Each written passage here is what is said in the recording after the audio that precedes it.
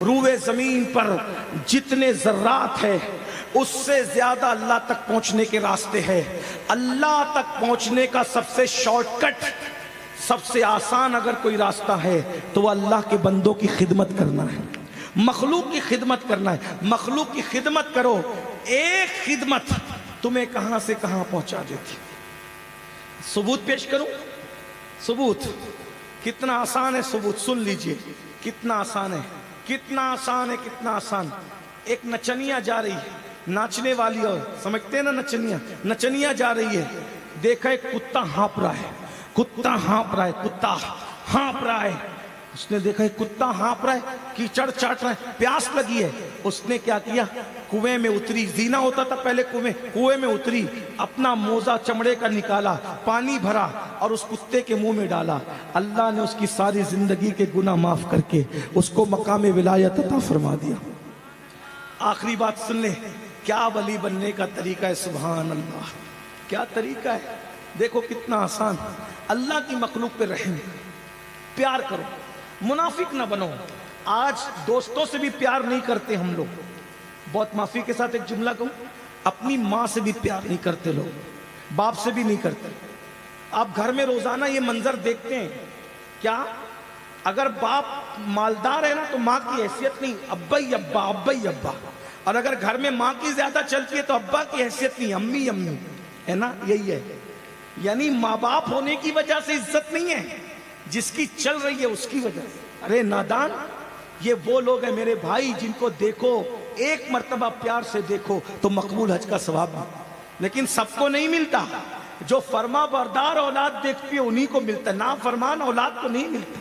جو گھر سے نکالتے ان کو نہیں، جو عید کا سلام کرنے کی بھی توفیق نہیں۔ ہم لوگوں کے ہاتھ چومتے ہو، ماں باپ کے بھی ہاتھ چومتے ہو کیا کبھی؟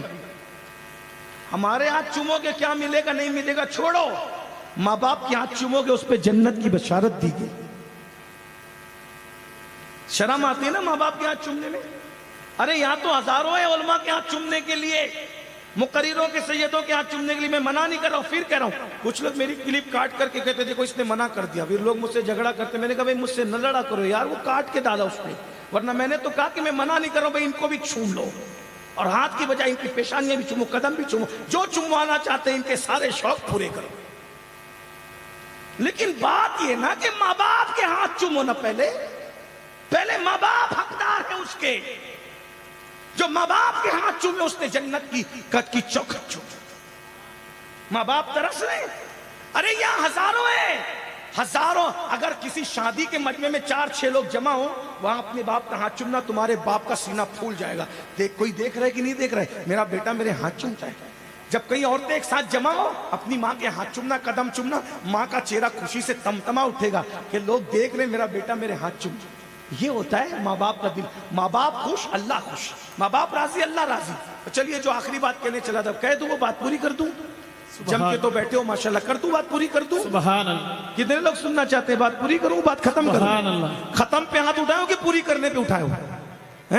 ہاں سنیں، ہمارے بہت بڑے بزرگ ہیں خواجہ بندہ نواز گے سدراز، اپنے ملفوظ میں فرماتے ہیں کہ اللہ نے ایک دور میں اس زمانے کے نبی کو وحی نازل فرمائی، اس دور کے نبی کو وحی نازل فرمائی، اے نبی ہم آپ کی اس پوری بستی کو آگ سے جلا دیں گے، آگ برسے گی آگ۔ ایک جملہ سب دل پہ لکھو، جو لکھ سکتے ہو سب لکھ لو۔ کچھ لوگ بولتے ہیں نا یار میری طبیعت پہلے بہت اچھی رہتی تھی، ابھی مزہ نہیں آتا طبیعت میں، ابھی بے چینی ہے، بے قراری ہے، دھندا بہت اچھا چلتا تھا حضرت ابھی اچھا نہیں چل رہا ہے، الٹی گنتی شروع ہو گئی، میرے سب معاملات بگڑ گئے۔ کسی نے کچھ کر دیا، یاد رکھنا کسی نے کچھ کیا نہیں، کسی کا تم نے دل دکھایا، اتنا سمجھ۔ کسی جادو سے اتنا نقصان نہیں ہوتا، کسی کا دل دکھانے سے اتنا نقصان۔ ہو سکے تو کسی کافر کا بھی دل مت دکھانا، ہو سکے تو کتے پہ بھی ظلم مت کرنا، ہو سکے تو مرغی پہ بھی ظلم مت کرنا۔ یہ ایک فقیر کی بات نہیں ہے، یہ بزرگوں کی باتیں ہیں۔ الٹی گنتی اسی کی شروع ہوتی ہے جو کسی کا دل دکھاتا ہے، کسی کی پیشانی پہ نہیں لکھا کہ کون کیا ہوتا ہے، دل دکھایا بے چینی شروع۔ دل دکھایا بے قراری، روزانہ کتنے دل دکھا دو. پھر ہم لوگ سے کہتے ہو حضرت تعویذ دو. بھائی دل دکھانے کا علاج تعویذ نہیں ہے، تعویذ جادو کا علاج ہے.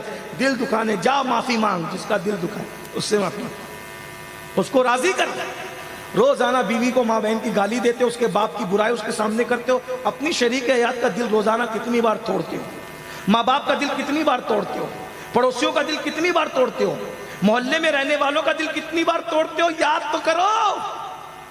سب کا دل توڑ کے جنت کی راہ کے مسافر بنو گے؟ نہ، کبھی نہ.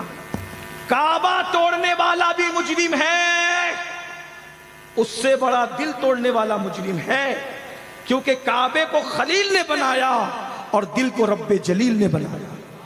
کعبے کے ارد گرد انسان طواف کرتے ہیں اور مومن کے دل کے ارد گرد انوار طواف کرتے ہیں.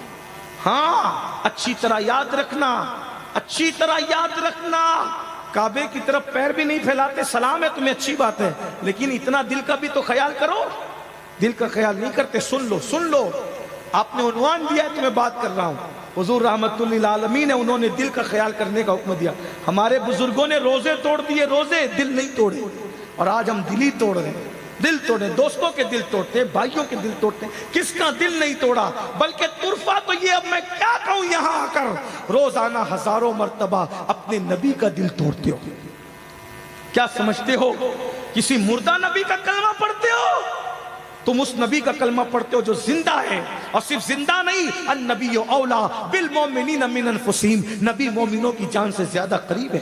جب تم فجر کی نماز میں سوتے پڑے رہتے ہو، ظہر کی نماز میں گیم کھیلتے رہتے ہو، عصر کی نماز میں بزنس میں مصروف رہتے ہو، اور مسجدوں کو ویران کرتے ہو، نماز پڑھنے نہیں آتے، تو تم کس کا دل توڑتے ہو؟ اپنے نبی کا دل توڑتے ہو. جب تم کسی عورت پر بدنظری کرتے ہو، پاپ کی نظر ڈالتے ہو، اپنے نبی کا دل توڑتے ہو. ہاں جب تم حرام دھندے کرتے ہو، اپنے نبی کا دل توڑتے ہو. جب تم داڑیاں منڈاتے ہو، اپنے نبی کا دل توڑتے ہو. جب تم گندی فلمیں دیکھتے ہو، اپنے نبی کا دل توڑتے ہو. ذرا بتاؤ میرے بھائیوں، جو اپنی ماں کا دل توڑے، مرتے وقت اس کی زبان پہ کلمہ نہیں آتا، جو ایک دن میں ہزاروں مرتبہ اپنے نبی کا دل توڑے، اس کا کاروبار کیسے اچھا چلے گا؟ اس کو سکون کی نیند کیسے آئے گی؟ 4 نیند کی گولیاں کھا کر بھی اگر سکون کی نیند نہیں آتی. جو قوم ایک دن میں درجنوں مرتبہ اپنے نبی کا دل دکھائے، اپنے نبی کا دل توڑے، اپنے نبی کے دل کو تکلیف پہنچائے، اس کا کیا حال ہوگا؟ اللہ ہی رحم کرے اس قوم پر، اللہ ہی رحم کرے، اللہ ہم سب پہ رحم کرے. تو عرض یہ کر رہا تھا، اللہ نے اس دور کے پیغمبر کو وحی کی، اس تیری بستی کو ہم جلا دیں گے، آپ یہ بستی چھوڑ کر کے چلے جائیے. دوسرا حکم یہ ہے، سب جلا دوں گا، کچھ نہیں بچے گا. عبادت گاہیں جل جائے گی، یہ جل جائے گی، درس گاہیں، سب کے گھر جل جائیں گے. بس گھر بچے گا تو ایک ہی گھر بچے گا، ایک گھر بچے گا، بس ایک. وہ گھر کس کا ہے؟ اللہ نے فرمایا وہ گھر، وہ نچنیاں ہے، نچنیاں جو ناشتی گاتی ہے، جسم بیچتی اپنا، اس کا گھر بچے گا. اور میرا ایک ولی ہے، اس کا گھر تو جلے گا مگر اس کو بچا لوں گا. مگر ایک شرط ہے، اس ولی کو کہنا کہ وہ اپنا گھر چھوڑ کر اس نچنیا کے گھر میں چلا جائے، چونکہ بچنا تو نچنیا کا گھر ہے.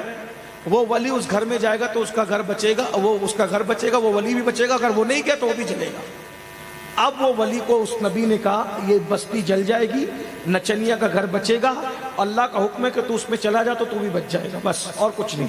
اس نے کہا مجھے کیا نچنیا اور شریف سے مجھے کیا لینا، میں تو اللہ کے حکم پر عمل کرتا ہوں. اللہ نے کہہ دیا نہیں جانا تو نہیں جا رہا تھا، اس نے کہہ دیا جانا تو اس نے مسلح کندھے پہ ڈالا اور نچنیا کے پاس، بہن 3 دن تمہارے گھر میں رہنا ہے. او بھیا تو اللہ والا آدمی، یہاں تو ایک آتا دوسرا جاتا، تو یہاں کدھر؟ اور کہا تو جان، تیرا کام جان، پردہ ڈال دے، میں ایک کونے میں پڑا رہوں گا کیونکہ مجھے حکم یہی ہے.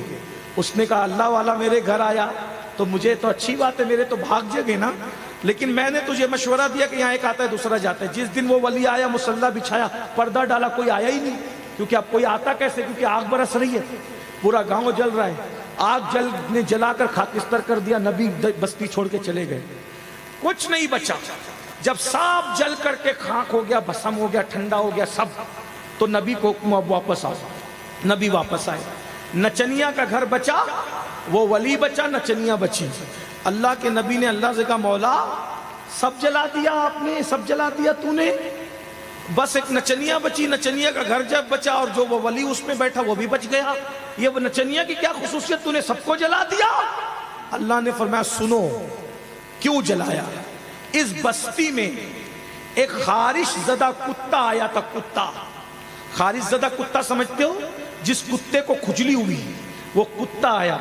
بستی کے لوگوں نے اس کی خارش کو، کھجلی کو دیکھ کر مار مار کے اس کی ٹانگ توڑ دی. وہ بھوکا رہا.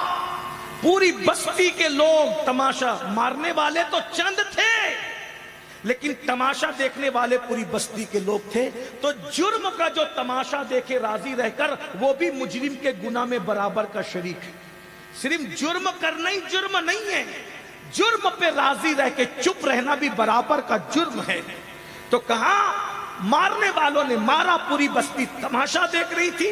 یہ کتا لنگڑاتے لنگڑاتے گھسیٹتے گھسیٹتے بھاگا اور اس نچنیا کے دروازے تک آیا. تو نچنیا نے اس کتے کے اوپر رحم کیا اور کہا لوگ یہ کیوں دیکھتے ہیں کہ یہ کتا ہے، لوگ یہ کیوں نہیں دیکھتے کہ یہ اللہ کی مخلوق ہے. اور اس کو پٹی باندھی، اس کی تیمارداری کی، اس کو کھلایا پلایا، اور کتا جب چلنے کے قابل ہو گیا تو وہ چلا گیا. بس کتے پر ان لوگوں نے ظلم کیا، میں ان سب سے ناراض ہو گیا اور ان سب کو جلا کے راکھ کر دیا. اور کتے پہ اس نے رحم کیا، میری مخلوق پر اس نے رحم کیا، خدمت کی، پیار کیا، میری مخلوق سمجھ کر اس کی خدمت کی. میں نے سارے گناہوں کو ختم کر کے اس کو مقام ولایت عطا کر دیا، اس کو ولی بنا دیا. اب آپ سے پوچھنا چاہتا ہوں میرے بھائیوں، اگر مخلوق پہ ظلم کر رہے ہیں تو اللہ والے جو عذاب میں مبتلا ہو رہے ہیں، اور مخلوق پہ رحم کر کے نچنیا ولی بن رہی ہے. اب مجھے بتاؤ، جو کتے کی خدمت کرے، نفرت نہ کرے، وہ ولی بن جائے، تو جو ماں باپ کی خدمت کرے اس کو کیا مقام ملے گا؟ یہاں ماں باپ بیمار پڑتے تو لوگ کہتے ہیں حضرت دعا کرو، بہت زیادہ مصیبت ابا کی دیکھی نہیں جا رہی، اللہ ابا کو چلتے پھرتے میں اٹھا لے. او ماں باپ کے لیے دعائیں کرنے والوں، موت کی تمہیں شرم نہیں آتی؟ خدمت کرو. اگر وہ پاخانہ کرے تو دھلو اس کو. ہمارے ماں باپ نے ہمارا پاخانہ نہیں دھلا، اس وقت انہوں نے ہم سے نفرت کی. خوش نصیب ہے وہ اولاد جو اپنے ماں باپ کی خدمت کرتے ہیں. سبحان. حج کرنے سے وہ مقام نہیں ملتا جو ماں باپ کی خدمت. جب کتے کی خدمت ولی بنا دے تو ماں باپ کی خدمت کیا بنا ہے. اور پھر سنو، کچھ لوگ مل کر کتے کو مار رہے تھے، پورا گاؤں تماشا دیکھ رہا تھا. آج قتل ہوتا ہے، قتل کرنے والا بڑا آدمی ہے. جھگڑا ہوتا ہے، جھگڑا کرنے والا بڑا آدمی ہے، پورا گاؤں تماشا دیکھتا ہے. کسی میں ہے حق بولنے کی طاقت؟ پورے ہندوستان کا یہی حال ہے. پورا ہندوستان ہی، پوری دنیا کا یہی حال ہے. اگر لڑنے والا مالدار ہو، طاقتور ہو، دبنگ آدمی ہو، پورا گاؤں، پورا شہر بلی کی طرح دبکتا ہے. حق بولو، جب تک حق نہیں بولو گے حق تک نہیں پہنچو گے. حسینیت کڑے پہننے کا نام نہیں ہے، حسینیت کالے پیلے کپڑے پہننے کا نام نہیں ہے. ظلم کے خلاف کھڑے ہونے کا نام حسینیت ہے. سچا حسینی وہی ہے جو ظلم کے خلاف کھڑا ہوتا ہے. امام نے بتایا اگر وقت کا بادشاہ بھی ظلم کرے گا اس کے خلاف کھڑے ہو جاؤ. یہ سر رہے یا تن سے جدا ہو جائے، ظلم کے خلاف کھڑے ہو جاؤ. اور پھر ظلم کے خلاف لڑتے لڑتے مر بھی جاؤ گے تو ظلم کرنے والے کا سر نیچے رہے گا، ظلم کے خلاف کھڑے ہونے والے کا سر اگرچہ نیزے پہ اٹھا. لوگ دیکھ رہے نیزے پر ہے، نیزے پہ نہیں. یہ قدرت بتا رہی ہے جو میرے لیے مرتے ہیں دشمن کے ہاتھوں سے ان کو ان سے اونچا کر دیتا ہوں. اور کہا گیا قتل حسین اصل میں مرگ یزید ہے. اسلام زندہ ہوتا ہے ہر کربلا کے بعد. آؤ دین سیکھو، دین پہ عمل کرو، حق بولو، حق زبردستی کچھ بھی مت کرو. واقعی جہاں انصاف ہے وہاں کرو. اللہ اور لوگوں کے دل کا ایک جملہ یہ دل پہ یہ بھی لکھ لو، بلکہ کچھ یاد رہے نہ یاد رہے، یہ یاد رکھنا زندگی میں بڑے سے بڑا نقصان اٹھا لینا مگر کبھی کسی کا دل ٹوٹنے مت دینا. کیونکہ شرک کے بعد جو سب سے بڑا گناہ ہے جو اللہ معاف نہیں کرے گا، اللہ نے نہیں معاف کرا. جب تک جس کا دل توڑا ہے وہ معاف نہ کرے تب تک اللہ بھی معاف نہیں کرے گا. اس لیے میرے بھائیوں، کسی کا دل، آج کل کے لڑکے لڑکیوں کو پٹاتے ہیں، شادی کا لالچ دیتے ہیں، ان کے ساتھ زنا کر کے ان کا حسن چوس کر کے کہتے ہیں اب گھر والے منع کرتے ہیں. ہنسنے کی بات نہیں. اگر تمہاری بیٹی کے ساتھ ایسا ہوگا تو کیا ہوگا؟ تمہاری بہن کے ساتھ ایسا ہوگا تو کیا ہوگا؟ تمہارے گھر کے کسی بچے کے ساتھ، وہ بھی تو کسی کی بیٹی ہے، کسی کی بہن. آپ مجھے بتاؤ، چڑیا پہ ظلم ہو، کتے پہ ظلم ہو تو اللہ برباد کر دیتا ہے، یہ زنا کرنے والے برباد نہیں ہوں گے؟ ایک مرتبہ امام حسن بصری سرکار ایک جنگل سے جا رہے ہیں، ایک بیچتی پانی بیچ رہا ہے، اس کا صبح سے بکری نہیں ہوا تھا. اس نے کہا لوگوں میرا پانی خرید لو، صبح سے کسی نے میرا پانی نہیں خریدا، میں گھر جاؤں گا تو بچوں کے لیے کیا لے کر کے جاؤں گا، میں گھر جاؤں گا تو بچوں کے لیے کیا لے کر کے جاؤں گا، میں گھر جاؤں گا تو بچوں کے لیے کیا لے کر کے جاؤں گا. امام حسن بصری سرکار نے پیسے دیے، پانی خریدا اور بیٹھ کے پانی پینے لگے. کہتے ہیں نا کہ پیالیاں چائے سے زیادہ گرم ہوتی ہے. تو جیسے حسن بصری سرکار پانی پی رہے تھے، کسی نے کہا سرکار آج آپ کا روزہ ہے، روزہ ہے نا آپ کا؟ بیٹا ہاں روزہ ہے، نفل روزہ ہے، آج توڑ دیا کل قضا کر لوں گا، اگر اس کا دل ٹوٹ جاتا تو میں اس کی قضا کب کرتا، تو میں نے روزہ توڑ دیا، دل نہیں توڑا. ہمارے مرشد سرکار امین ملت جانتے ہیں نا، ماریرا کا تاجدار، اعلیٰ حضرت کے پیر و مرشد کی گدی کا سجادہ نشین حضور امین ملت والدین سرکار سیدی امین ملت قادری ورکاتی ماریروی، ان کی امی کا واقعہ ہے. ان کی امی کے بارے میں جب میں ان کی امی کے میکے گیا سیتا پور، تو وہاں کے لوگوں نے مجھے بتایا کہ جب ان کی امی مقدمہ صاحبہ آتی تھی تو بازار میں جاتی تھی اور بازار میں جا کر پوری لاری آم والے سے خرید لیتی تھی اور کہتی تھی جا کے غریبوں میں تقسیم کر دے. پورے ٹماٹر خرید دیا، پوری سبزی خرید دی، اگر جا کر کے غریبوں میں تقسیم کر دے. پورے پھل خرید لیے، جا کے غریبوں میں تقسیم کر دے. لوگ پوچھتے تھے آپ ایسا کیوں کرتی ہے؟ کہا ایسا اس لیے کرتی ہوں، ایک تو غریبوں کا فائدہ ہو جائے گا اور دوسرا اس کی محنت سے یہ بچ جائے گا، ایک ہی کام میں اس کا کام ہو جائے گا. سبحان اللہ. حضرت کی امی کی بات یاد آئی تو مجھے ایک بات یاد آئی، ایسے شہزادے ایسی ماں سے پیدا ہوتے ہیں. رفیق ملت جیسا، امین ملت جیسا ہے نوازنے والے پیر کیسے پیدا. ان کی ایک مرتبہ سرکار امین ملت کی والدہ میکے جا رہی تھی اور آپ کے کسی شہزادوں میں سے ایک شہزادے کا جوتا ٹرین سے گر گیا. اب ٹرین سے اگر جوتا ایک گرے تو ماں کیا کرتی ہے بچے کو، تو نے جوتا گرا دیا، کر دیا وہ کر دیا. جیسے ٹرین سے جوتا گرا، آپ نے شہزادے کو کہا بیٹا جلدی سے دوسرا بھی گرا دو. ایک گرا دوسرا بھی گرا دو. تو کسی پوچھنے والے نے پوچھا ایک گرا تو دوسرا کیوں؟ کہا ایک جوتا نہ ہمارے کام آئے گا نہ اس کے کام آئے گا، ہم تو جوتا اٹھا سکتے نہیں، تو دوسرا بھی گرا دو تاکہ دونوں جس کو ملے اس کو کام آ جائے. سبحان اللہ. سبحان اللہ والے